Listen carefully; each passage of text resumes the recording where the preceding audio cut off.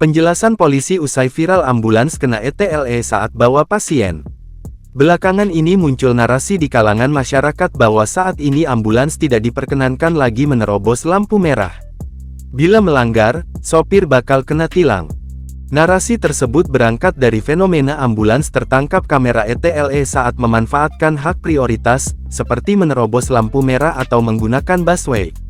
Kasubdit Gakum Ditlantas Polda Metro Jaya AKBP Ojo Ruslani mengatakan, ambulans merupakan salah satu kendaraan prioritas, sehingga tidak akan dikenakan tilang jika dalam kondisi darurat dan diperbolehkan untuk menerobos lampu merah. Meskipun sistem ETLE secara otomatis mendeteksi kendaraan yang melanggar rambu lalu lintas, menurut Ojo, pihak ambulans bisa memberi sanggahan dengan cara melakukan konfirmasi melalui website ETLE atau datang langsung ke Samsat. Bila mendapati kasus seperti itu, lakukan sanggahan di website ETLE atau datang di Samsat seluruh wilayah hukum Polda Metro Jaya atau ke Subdit Gakum Polda Metro Jaya, ucap Ojo dalam keterangan resmi. Selain itu, Ojo mengatakan bahwa pihaknya juga akan berkoordinasi dengan asosiasi ambulans untuk meminta data-data nomor polisi.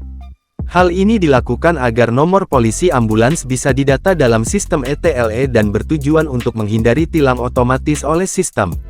Kedepan, kami juga akan koordinasi dengan asosiasi ambulans agar mereka menyerahkan data-data nomor polisi ambulans atau mobil jenazah untuk diinput ke dalam sistem ETLE agar nomor polisi ambulans tersebut tidak tercapture ETLE, jelas Ojo.